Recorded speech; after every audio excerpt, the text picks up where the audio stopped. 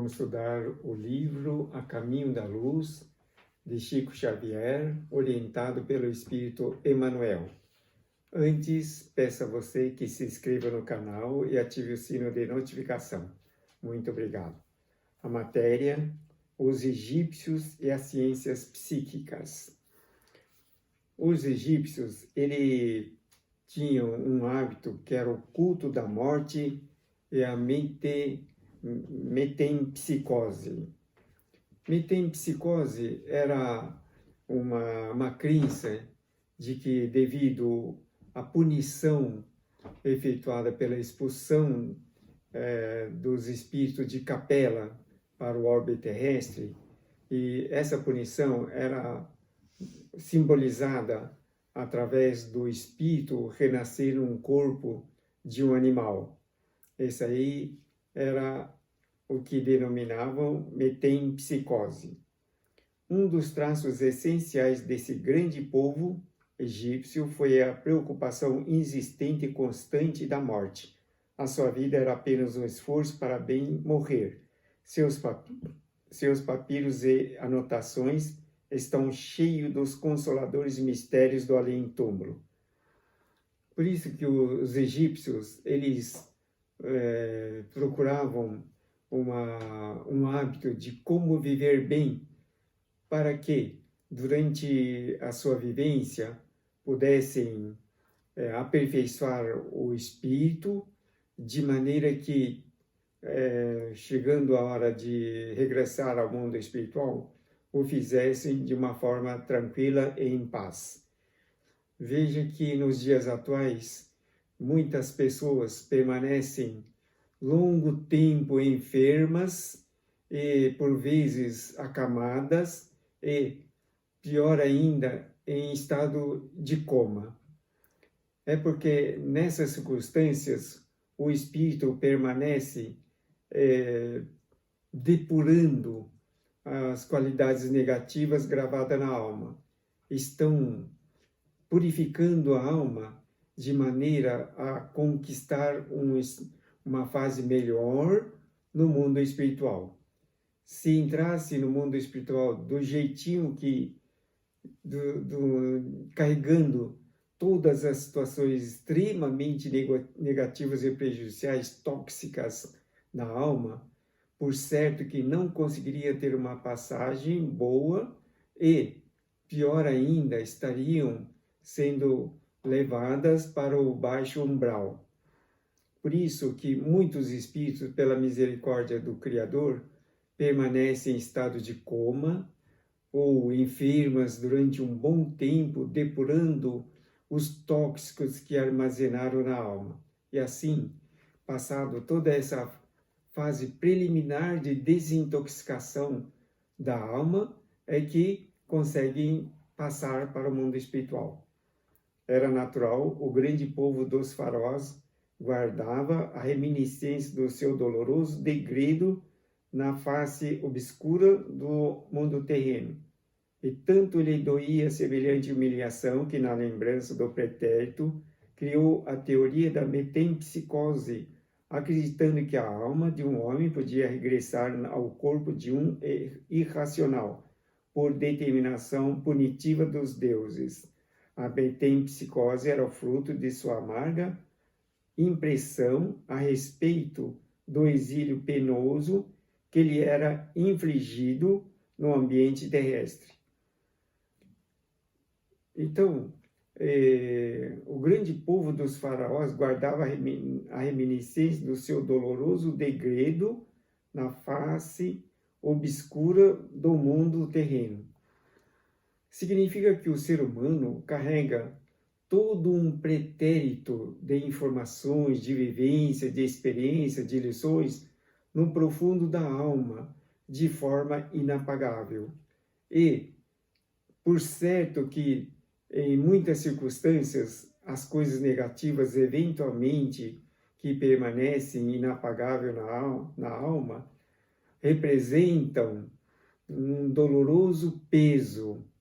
Por isso que é possível que muitas pessoas tenham que ter uma vida sofrida, cheia de problemas, com muitas dificuldades em várias encarnações. Então, o sentimento de punição dos capelinos que estavam sediados no Egito mantinham essa humilhação de permanecer aqui na Terra porque foram expulsos de Capela. E a mente tem a força de projetar o registro da alma, de maneira que essa projeção dava para os egípcios a impressão de que o espírito se reencarnava no corpo de um irracional. Isso era apenas uma projeção, um tipo de imaginação.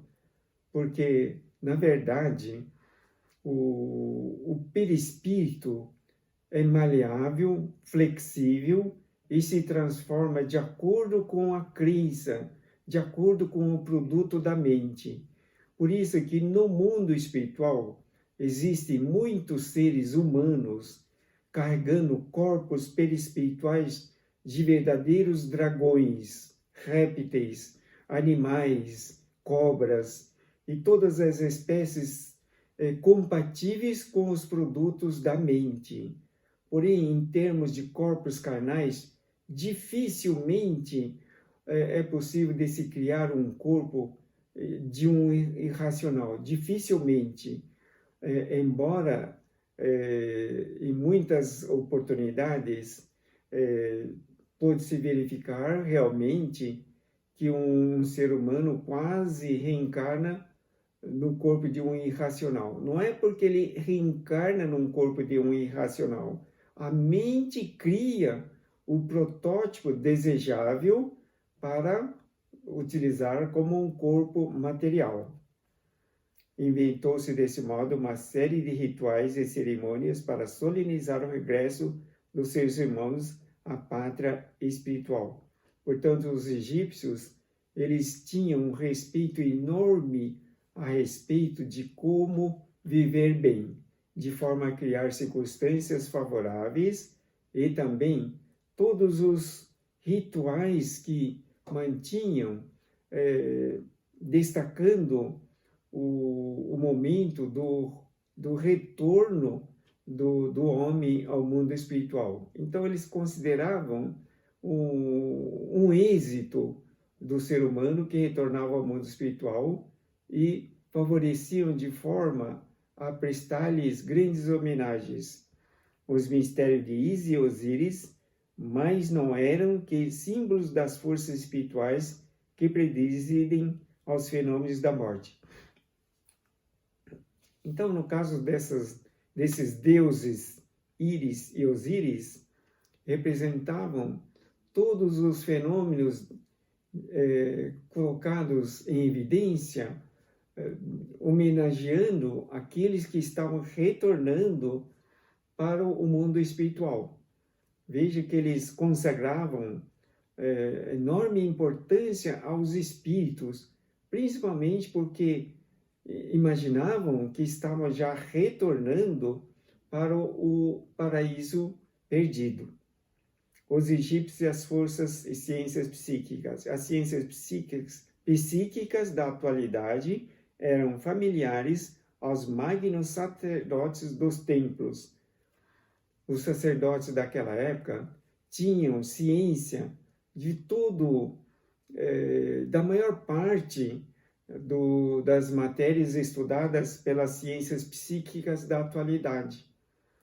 Veja, por exemplo, uma grande cirurgia, uma enfermidade grave, a ciência psíquica prepara de forma a acalmar o paciente. E depois da cirurgia, também retorna de novo, procurando reanimar, procurando dar coragem, sustentação psíquica ao paciente, de forma a suportar a vida difícil pós-cirurgia ou pós-operatório. Então, os sacerdotes tinham essa esse conhecimento, sacerdotes egípcios daquela época já tinham esse conhecimento. Por quê? Porque, na verdade, eram exímios cientistas e também sábios conhecedores quando estavam ainda no orbe de Capela, de onde foram expulsos por não estarem se compatibilizando com a expectativa do povo local. O destino é a comunicação dos mortos e a pluralidade das existências dos mundos eram, para eles, problemas solucionados e conhecidos. Os estudos de suas artes pictórias, ou seja, referente às pinturas, positivam a veracidade dessas afirmações feitas pelo Espírito Emmanuel. Então, os sacerdotes tinham conhecimento do destino e a comunicação dos mortos, como nos dias atuais. Temos, assim, facilidade em aceitar a mediunidade e que, através da mediunidade, pode-se comprovar a existência do espírito após a morte, ou seja, a continuação da vida. E aqui diz, eles tinham também conhecimento da pluralidade das existências e dos mundos. Então, isso significa que a pluralidade das existências é a oportunidade misericordiosa de Deus que nos dá o nascer e o renascer diversas vezes, de forma que com isso se possa aprimorar a alma, melhorando os conhecimentos espirituais em todos os sentidos. E também eles tinham o conhecimento da pluralidade dos mundos. Há diversos mundos, ou seja, muitas moradas na casa de meu Pai, assim afirmou o Senhor Jesus. Todos os pontos luminosos que enxergamos nos céus são, na verdade, sóis ou estrelas gigantes que são também moradas diversas de acordo com a evolução dos espíritos. Os estudos de suas pinturas positivam a veracidade das afirmações do Espírito Emmanuel. Na verdade, através das pinturas que deixaram nos templos, nas pirâmides, em todos os papiros, evidenciam o avançado conhecimento que eles tinham das coisas espirituais. Num grande número de anotações, apresenta-se o homem terrestre acompanhado do seu duplo espiritual. Os papiros nos falam de suas avançadas ciências nesse sentido e, através deles, podem os egiptólogos modernos reconhecer que os iniciados sabiam da existência do corpo espiritual preexistente que organiza o mundo das coisas e das formas. Então, veja que ele está falando aqui a respeito do perispírito, não? O duplo espiritual. Ou seja, o homem tem o corpo material e o corpo perispiritual. O corpo perispiritual é a vestimenta do espírito, da mesma forma como o corpo carnal é a vestimenta material do espírito. E quando desencarna, ele prossegue vestindo ou utilizando o corpo perispiritual. Então, o perispírito, em termos para o nosso conhecimento, simboliza uma imagem classificada como duplo espiritual. Então, os papiros falam de suas avançadas ciências nesse sentido, não é? Sabiam da existência do corpo espiritual preexistente que organiza o mundo das coisas e das formas. Portanto, o perispírito é que modela o corpo material.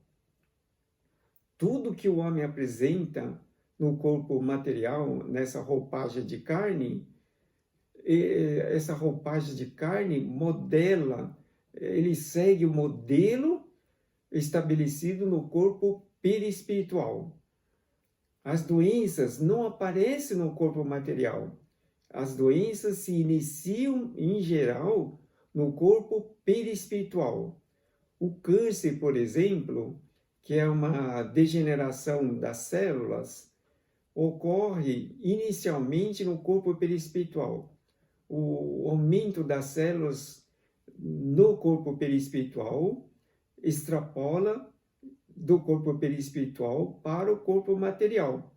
Então, o corpo material é apenas uma projeção, uma imagem ou um desenho que é projetado pela mente através do corpo perispiritual. E os egípcios, os sacerdotes, os sábios antigos, retratavam esse conhecimento nos papiros, nas anotações e nos desenhos. Seus conhecimentos a respeito das energias solares com relação ao magnetismo humano eram muito superiores aos da atualidade. Veja só, né?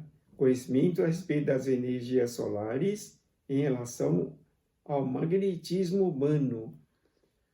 Conforme temos conhecimento, as energias solares são extremamente importantes para todas as situações da vida terrena, em todos os aspectos, de maneira que, através das energias solares, afetam o magnetismo humano, aumentam, diminuem ou estabiliza o magnetismo humano, ou seja, a energia que o ser humano conquista no seu psiquismo, de forma que utiliza em todos os sentidos essa energia. Por exemplo, quando uma pessoa vem e fala assim, estou tão desanimada, tão enfraquecida, parece que estou sem energia, eu recomendo o seguinte: primeiro ponto, saber inspirar corretamente o ar diversas vezes, seguidamente, enchendo os pulmões. Preenche os pulmões e solta. Imagina que a vida de Deus está preenchendo todo o ser e a energia da vida está vivificando todo o corpo, todas as células. Assim, procedendo dessa maneira algumas vezes, depois é preciso tomar sol, pelo menos meia hora por dia, tomar sol. E consumir água, depois os alimentos e, por último, repousar para recompor as energias. Então, é a inspiração do ar, tomar sol, tomar água, consumir alimentos e repousar. São as formas de recuperar a energia, o grande magnetismo que acumula as forças no organismo e na mente. Então, seus conhecimentos a respeito das energias solares com relação ao magnetismo humano eram muito superiores ao da atualidade. Desses conhecimentos nasceram os processos de mumificação dos corpos, cujas formas se perderam na indiferença dos outros povos. Então, veja como o ser humano daquela época tinha um avançado conhecimento, por mais que, de alguma maneira, os seres atuais, os cientistas atuais, tentem a mumificação de um corpo, não é possível que tenham avançado na descoberta a tal ponto de conservar um corpo por tantos milênios. Não é? Por quê? Porque eles tinham um conhecimento a respeito de como realizar essa façanha, utilizando as energias solares e o magnetismo que o ser humano carregava dentro da sua alma. Esses conhecimentos desapareceram porque eram de conhecimento dos sacerdotes. E, como os sacerdotes não tiveram oportunidade de transmissão do conhecimento aos seus sucessores ou às pessoas em geral, essas situações tão avançadas desapareceram porque os espíritos que detinham tais conhecimentos acabaram retornando ao orbe de Capela. Seus reis estavam tocados do mais alto grau de iniciação, fechando nas mãos todos os poderes espirituais, todos os conhecimentos sagrados.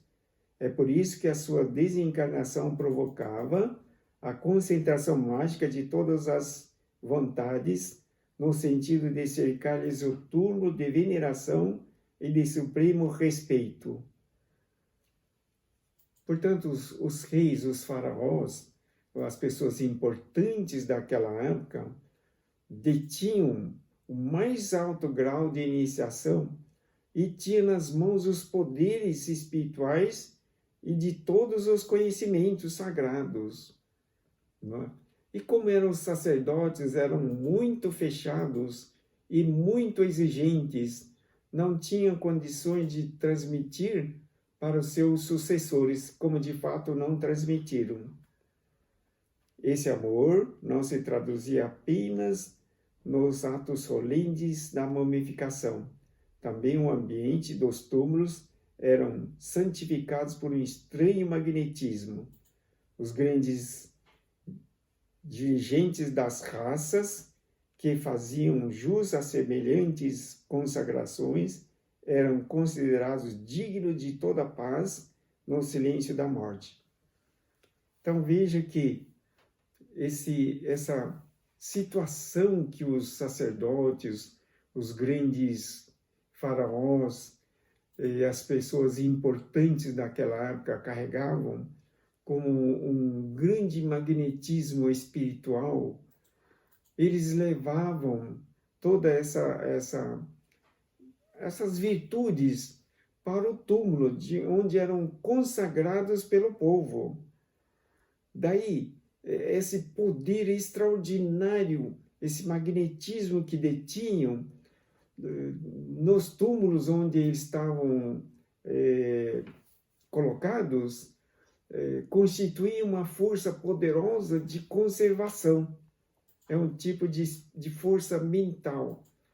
E diz aqui, nessas saturações magnéticas, que aí estão a desafiar milênios, residem as razões da tragédia amarga de Lord Carnarvon, da Inglaterra, e de alguns dos seus companheiros que penetraram em primeiro lugar na câmara mortuária de Tutankhamon. E, ainda por isso é que muitas vezes, nos tempos que correm, os aviadores ingleses observam o não funcionamento dos aparelhos radiofônicos quando as suas máquinas voadoras atravessam a limitada atmosfera dos vales sagrados. Então veja que essa força magnética que envolviam os espíritos e que estavam impregnados nos seus corpos materiais, mumificados, na verdade serviam também como uma segurança e proteção no local onde estavam colocados, que eram, na verdade, os túmulos sagrados e algumas pirâmides. Por isso que esse Lord Carnarvon, ele foi um explorador que, juntamente com sua equipe, ele patrocinava a exploração desses túmulos sagrados dos egípcios. Então ele penetrou em primeiro lugar na câmara mortuária de Tutankhamon e aparentemente foram condenados pelas vibrações negativas que ali restavam. Muitas pessoas que ali estiveram também sofreram repentinas mortes, notadamente de algumas enfermidades repentinas. Por quê? Porque uma das cientistas que lá esteve, ela foi acometida de um problema respiratório. E segundo os cientistas que a examinaram, chegaram à conclusão que se tratava de um fungo que acabou impregnando os pulmões. Mas, naturalmente, como na situação atual da pandemia, o coronavírus é sustentado por uma mente ou várias mentes enfermiças que impregnam as nossas atmosferas no mundo todo. E esse coronavírus, ele se alimenta, ele se sustenta, ele é vivificado pelas vibrações enfermiças, doentias, que pairam na atmosfera de todas as localidades. Da mesma maneira, naquela época, em virtude das emanações magnéticas dos faraós, dos sacerdotes e das pessoas importantes que eram colocadas nos locais sagrados, nos santuários, eles representavam uma vibração de forma a proteger os seus restos mortais, seus pertences, como no caso de Tutancâmon, o recinto estava com tanta riqueza em todos os tipos de valores inimagináveis na nossa comunidade. Tanta riqueza que ele mantinha no recinto, na câmara mortuária. Então, tudo estava impregnado com uma vibração magnética provável de maldição. E essa vibração de maldição constituiu-se, por exemplo, de fungos que acabaram impregnando os pulmões dos seus invasores. É como na pandemia atual, né? O coronavírus é sustentado pelas vibrações enfermiças, doentícias, prejudiciais, sombrias das pessoas vivas que estão emanando e que pairam nas atmosferas. As pirâmides. A assistência carinhosa do Cristo não desamparou a marcha desse povo cheio de nobreza moral. Enviou-lhes auxiliares e mensageiros, inspirando-o nas suas realizações, que atravessaram todos os tempos, provocando a admiração e o respeito da posteridade de todos os séculos. Então veja que o Cristo planetário e seus mensageiros superiores sempre trabalharam ao lado desse povo cheio de nobreza moral, visando, sobretudo, a melhoria das suas qualidades espirituais, com vistas ao preparo, ao retorno ao orbe capelino, pelo término de suas provas aqui no orbe terrestre. Aquelas almas exiladas que as mais interessantes características espirituais singularizaram, conheceram em tempo que o seu degredo na Terra atingia o fim. Impulsionados pelas forças do alto, os círculos iniciáticos sugerem a construção das grandes pirâmides que ficariam como a sua mensagem eterna para as futuras civilizações do orbe. Esses grandiosos monumentos teriam duas finalidades simultâneas. Representariam os mais sagrados templos de estudos e iniciação, ao mesmo tempo que constituiriam para os pósteros um livro do passado com as mais singulares profecias em face das obscuridades do porvir. Então veja que aquelas almas exiladas, os capelinos, que constavam na civilização egípcia, eles sabiam que o degredo na Terra estava chegando ao fim e procuraram deixar os símbolos dos conhecimentos, das virtudes, das coisas espirituais, de todas as lições que deveriam servir para os homens aqui da Terra, eles deixaram através das pirâmides e dos escritos nos seus papiros e anotações. Então veja que os sagrados templos de estudo e de iniciação. Então, as pirâmides não foram construídas de uma maneira aleatória, sem nenhum sentido. Foram construídas de uma forma que estivesse impregnada de uma sabedoria fora do comum, de muitos conceitos ainda de não conhecimento dos cientistas atuais.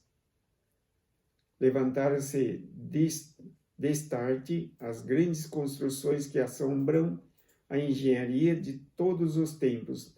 Todavia, não é o colosso de seus milhões de toneladas de pedra, nem o esforço hérculeo do trabalho de sua justa posição, o que mais empolga e impressiona a quantos contemplam esses monumentos. As pirâmides revelam mais extraordinários conhecimentos daquele conjunto de espíritos estudiosos das verdades da vida. Então veja que as pirâmides, em cada parte de sua construção, revela um conhecimento espiritual, que traduzidos à ordem do dia de hoje, deveriam impulsionar e muito as qualidades das pessoas dos dias de hoje. Então, as pirâmides revelam mais extraordinários conhecimentos daquele conjunto de espíritos estudiosos das verdades da vida. A par desses conhecimentos, encontram-se ali os roteiros futuros da humanidade terrestre. Então, veja como aqueles engenheiros, sacerdotes, os homens sábios daquela época construíram e deixaram nas pirâmides um rol de conhecimentos ainda ocultos para a maioria dos cientistas da atualidade.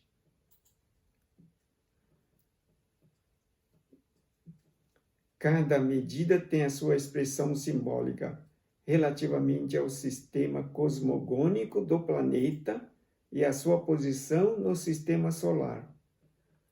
Então, a pirâmide não foi construída de uma forma aleatória, simplesmente como uma obra. A forma como foi projetada,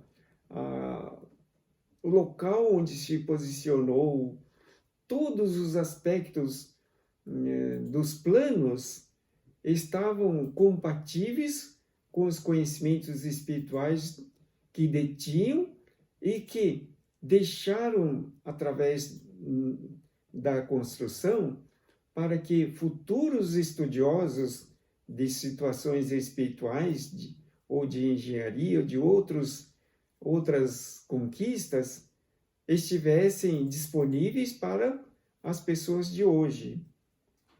Ali está o meridiano ideal, que atravessa mais continentes e menos oceanos, através do qual se pode circular a extensão das terras habitáveis pelo homem, a distância aproximada entre o Sol e a Terra, a longitude percorrida pelo globo terrestre sobre a sua órbita no espaço de um dia, a precessão dos equinócios, bem como muitas outras conquistas científicas que somente agora vêm sendo consolidadas pela moderna astronomia. É uma coisa estonteante pensar que naquela época tão antiga, os sacerdotes, os sábios já detinham todo esse tipo de conhecimento que, conforme a afirmação do Espírito Emmanuel, nosso orientador espiritual, somente agora vem sendo consolidada pela moderna astronomia, ou seja, pela ciência.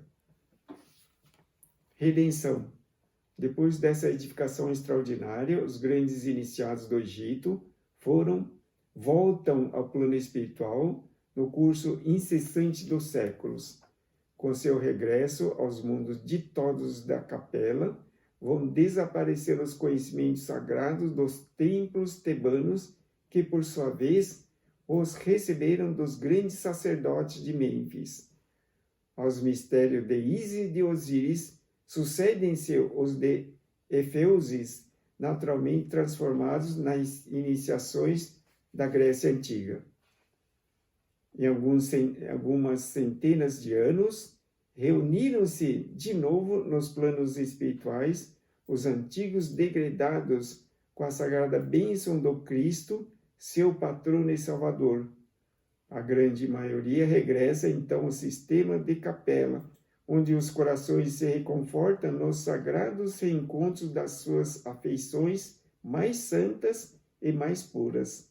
Mas grande parte desses espíritos estudiosos e abnegados conservaram-se nas hostes de Jesus, obedecendo aos sagrados imperativos do sentimento e ao seu influxo divino, muitas vezes têm reencarnado na Terra para desempenho de generosas e abençoadas missões. Então veja que os capelinos reencarnados no orbe terrestre na região do Egito, constituindo a organização egípcia, alcançaram um extraordinário crescimento e passaram a organizar para o retorno ao orbe de capela.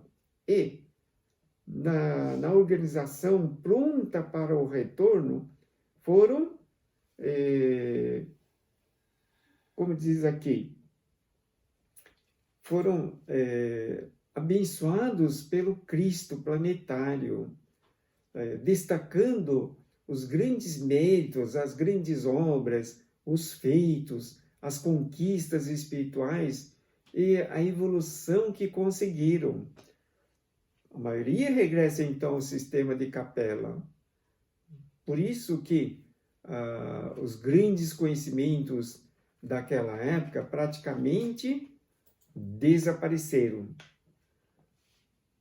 É importante ressaltar que numa determinada época, aproximadamente no ano 48 depois de Cristo, houve um incêndio na biblioteca de Alexandria,